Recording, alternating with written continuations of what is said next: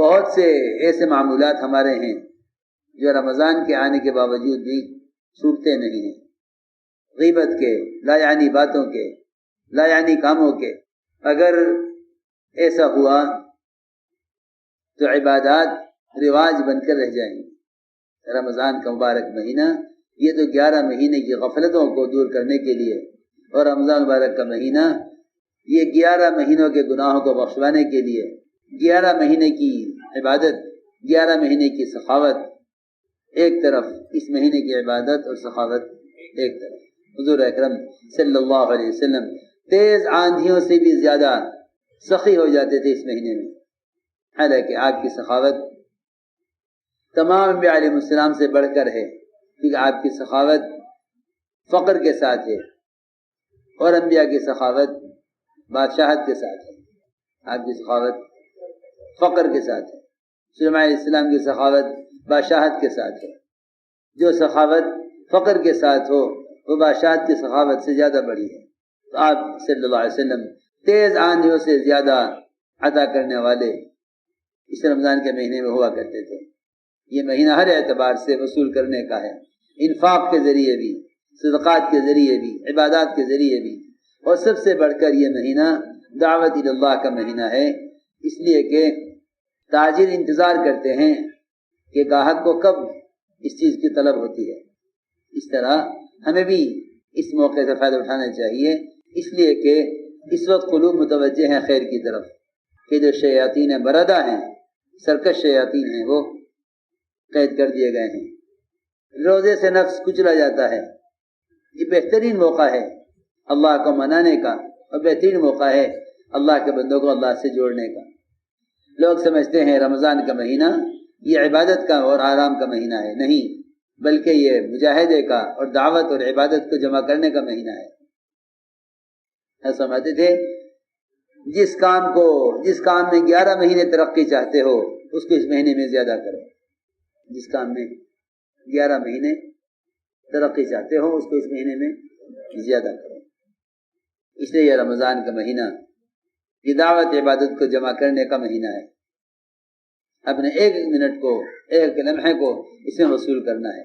جب بھی خالی بیٹھے ہو، اول تو خالی نہ رہو، یا ذکر میں، یا تلاوت میں، یا دعوت میں، یا عبادت میں، یا ذکر میں، تلاوت میں، یا دعوت میں، یا عبادت میں، اسی میں اپنے آپ کو مشغول رکھو۔ اس لیے کہ دنیا میں 3 ہی کام کرنے کے ہیں، بقول حضرت عمر رضی اللہ عنہ کے، کہ اگر دنیا میں 3 کام نہ ہوتے میں دنیا میں رہنا پسند نہ کرتا۔ ایک پہلا کام اللہ کے راستے میں پھرنا، یہ پہلے بیان فرمایا۔ حضرت عمر کے اس قول سے معلوم ہوتا ہے کہ اللہ کے راستے میں پھرنے کے برابر کوئی عمل نہیں ہے۔ دوسرا عمل اللہ کے ذکر پر لمبے لمبے سجدے کرنا، اور تیسرا عمل علماء حق کے مجالس سے علم حاصل کرنا۔ حضرت عمر فرماتے تھے یہ 3 کام نہ ہوتے تو میں دنیا میں رہنا پسند نہ کرتا۔ اس لیے اپنے آپ کو ان 3 کاموں کے اندر مشغول رکھنا ہے۔ جب یہ رمضان کا مہینہ آیا، حضور اکرم صلی اللہ علیہ وسلم نے شعبان کے آخری دن صحابہ کے درمیان بیان فرمایا، اور فرمایا اے لوگو، تمہارے سامنے بڑا عظیم برکتوں والا مہینہ تمہارے سامنے آ گیا ہے۔ اس مہینے میں ایک رات ہے جو رات 1000 مہینوں سے بہتر ہے۔ کون سی رات ہے؟ کسی کو پتہ نہیں کون سی رات، کسی کو پتہ نہیں۔ اگر بتا دیتے کہ فلاں رات ہے، بتا دیتے کہ فلاں رات ہے، تو لوگ 28 راتیں غفلت میں گزار کے ایک رات میں عبادت کرتے ہیں۔ اللہ نے اس کو چھپا دیا تاکہ تم پورے مہینے شب قدر تلاش کرو۔ اللہ تعالیٰ نے قیامت کے لیے اس لیے چھپایا ہے تاکہ بندہ ڈرتا رہے اور عمل کرتا رہے کہ خبر نہیں کب قائم ہو جائے، خبر نہیں کب قائم ہو جائے۔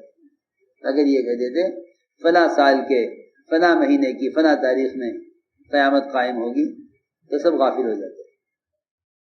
اسی طرح اللہ نے شب قدر کو بھی چھپایا، بلکہ اتارتے اتارتے اٹھا لیا 2 آدمیوں کے آپس کے جھگڑے کی وجہ سے، 2 آدمیوں کے آپس کے جھگڑے کی وجہ سے شب قدر کو اٹھا لیا۔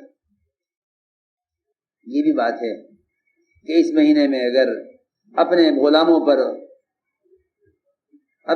کے اوپر سے اپنے ملازمین سے کام ہلکا نہ کیا اور آپس میں جھگڑے کیے تو شب قدر تو اب جس رات میں ہوگی لیکن اسے توفیق نہیں ہوگی۔ یہ بھی ایک بات ہے کہ جھگڑنے والے سے خیر کے مواقع اٹھا لیے جاتے ہیں، یعنی وہ خیر کے مواقع سے غفلت کے ساتھ گزر جاتا ہے، تو اس کو چھپایا ہے شب قدر کو، تاکہ اس شب قدر کی تلاش میں ہر رات کی قدر کی جائے۔ سمجھ رہے بات؟ شب قدر کی تلاش میں ہر رات کی قدر کی جائے، ہر رات کی قدر کرو شب قدر کی تلاش میں۔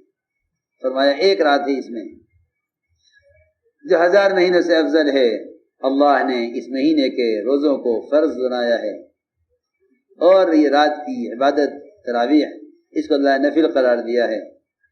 جو آدمی اس مہینے میں کوئی بھی عمل خیر کرے گا وہ ایسا ہے گویا اس نے اس کے علاوہ میں فریضہ ادا کیا ہے، ثواب کے اعتبار سے، درجے کے اعتبار سے نہیں۔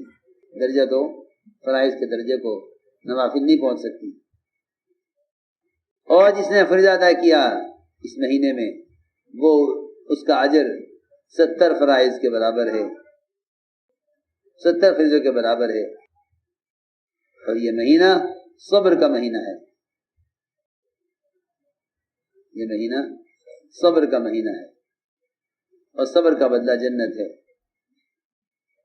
یہ مہینہ صبر کا مہینہ ہے، یعنی لوگ سمجھتے ہیں صبر کا مطلب یہ ہے کہ پیٹ اور پیٹ کی خواہش کو پورا نہ کیا جائے، پیٹ اور پیٹ کی خواہش کو پورا نہ کیا جائے، اتنی بات نہیں ہے، بلکہ ہر خواہش کو، زبان کی، آنکھوں کی، کانوں کی، جس عضو کی بھی خواہش ہو اس خواہش کو دبایا جائے، یہ صبر ہے۔ ورنہ لوگ روزہ رہتے ہیں، غیبت کرتے رہتے ہیں، وہ سمجھتے ہیں کھانے پینے سے روزہ ہے، حالانکہ کھانے پینے سے باز رہنا تو فاقہ ہے، کھانے پینے سے باز رہنا فاقہ ہے، روزہ نہیں ہے۔ کھانے پینے سے باز رہنا فاقہ ہے، روزہ نہیں ہے۔ روزہ تو ہر اس چیز سے باز رہنا ہے جس سے اللہ نے روکا ہے، اس لیے روزے کو صبر فرمایا، اور صبر کا بدلہ جنت ہے۔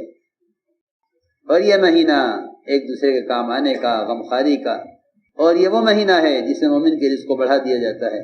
جو اس مہینے میں کسی کو روزہ افطار کرا دے یہ اس کے گناہوں کی بخشش کا ذریعہ ہے، اور جہنم سے اس کی گردن کی آزادی کا عمل ہے، اور اس کے لیے اتنا ہی اجر ہوگا جتنا اجر روزہ دار کے لیے ہوگا، اس کے اجر میں سے کوئی کمی نہیں کی جائے گی۔ صحابہ نے عرض کیا یا رسول اللہ، ہم میں سے ہر ایک کے پاس اتنا مال کہاں ہے کہ وہ کسی روزہ دار کو پیٹ بھرائی افطار کرا دے؟ فرمایا نہیں، اللہ یہ اجر اس کو بھی دے دیں گے جو کسی روزہ دار کو ایک کھجور سے افطار کرا دے، یا ایک گھونٹ پانی کا پلا دے، یا ایک رسی کا گھونٹ کسی کو پلا دے، اللہ اس کی مغفرت فرما دیں گے۔ یہ مہینہ کہ اس کا پہلا عشرہ رحمت ہے، درمیانہ عشرہ مغفرت ہے، آخری عشرہ جہنم سے آزادی کا ہے۔ جو اپنے غلاموں سے اس مہینے میں کام کو ہلکا کریں گے اللہ ان کی مغفرت کریں گے، انہیں بھی جہنم سے آزاد کر دیں گے۔ اس مہینے میں 4 کام زیادہ کیجو، اس مہینے میں 4 کام زیادہ کیجو۔ 2 کام تو وہ ہیں جس سے تمہیں رب کو راضی کرو گے، اور 2 کام وہ ہیں جس کی تمہیں سخت ضرورت ہے۔ وہ 2 کام جس سے تمہیں رب کو راضی کرو گے، خود لا الہ الا اللہ کی گواہی دینا ہے اور اللہ سے استغفار کرنا ہے، اور وہ 2 خصلتیں جس کی تمہیں سخت حاجت اور ضرورت ہے، وہ اللہ سے جنت کا سوال کرنا اور جہنم سے پناہ مانگنا ہے۔ جو کسی روزے دار کو ایک گھونٹ پانی پلا دے، اللہ اس کو میری حوض کوثر سے ایسا پانی کا گھونٹ پلائیں گے کہ جنت میں داخل ہونے تک پیاسا نہیں ہوگا۔ آپ نے فرمایا مغرب کی نماز کے قریب آپ نے خطبہ دیا صحابہ میں، بہت مختصر خطبہ دیا، فرمایا کہ رمضان تمہارے سامنے آ گیا ہے، تم آگے بڑھ کر اس کے استقبال کرو۔ فرمایا کہ اس کی پہلی رات ایسی ہے کہ اہل قبلہ میں سے کوئی ایک بھی باقی نہیں رہے گا مگر اللہ اس کی مغفرت فرما دیں گے۔ رمضان کی پہلی رات میں تمام مسلمانوں کی مغفرت کر دی جاتی ہے۔ علی فرماتے رضی اللہ تعالیٰ عنہ کہ پہلا رمضان کی پہلی رات میں آپ نے بیان فرمایا اللہ کی حمد و ثنا کی، فرمایا اے لوگو، اللہ نے تمہارے دشمن شیاطین کو تو کے لیے اللہ کافی ہو گئے ہیں اور تم سے دعا کی قبولیت کا وعدہ کر لیا ہے۔ فرمایا ادعونی استجب لکم، مجھ سے مانگو میں دوں گا۔ فرمایا غور سے سنو، اللہ نے ہر سرکش شیطان پر 7 فرشتوں کو مسلط کر دیا ہے اور یہ شیاطین ان سے چھوٹنے والے نہیں ہیں جب تک رمضان کا مہینہ پورا ہو۔ فرمایا غور سے سنو، آسمان کے دروازے کھلے ہوئے ہیں رمضان کی پہلی رات سے لے کر آخر رات تک، اور دعائیں اس میں مقبول ہیں۔ حضور اکرم صلی اللہ علیہ وسلم رمضان کا مہینہ آتا تو آپ لنگوٹ کس لیتے، یعنی عبادت کے لیے اپنے آپ کو فارغ کر لیتے، تیار ہو جاتے۔ لنگوٹ کسنے کا مطلب یہ ہے کہ آدمی کسی اہم کام کے لیے تیار ہو جائے، کمر بستہ ہو جائے، کمر کس لو، کام کا وقت آ گیا ہے۔ پہلی رات سے لے کر آخر رات تک آپ کا رمضان معمول یہ رہتا، اور آپ صلی اللہ علیہ وسلم عورتوں سے الگ ہو جاتے اور مسجد میں اعتکاف فرماتے اور رات بھر عبادت کرتے۔ اس لیے اپنے آپ کو دعوت اور عبادت میں ہی مشغول رکھو، اللہ یعنی باتیں ہرگز نہ کیجو۔ ایک صاحب ہنسے کسی بات پر، وہاں صاحب فرمایا اچھا جب یہ رمضان میں ہنس رہا ہے تو رمضان کے علاوہ کتنا غافل رہتا ہو، بہت اللہ سے مانگنے کا، اللہ سے فیصلے کرانے کا مہینہ ہے۔ اس لیے اپنے آپ کو دعاؤں میں، عبادت میں، دعوت میں، تعلیم و تعلم میں ہی مشغول رکھنا ہے، بہت اللہ سے مانگنے کا، اللہ سے فیصلے کرانے کا مہینہ ہے۔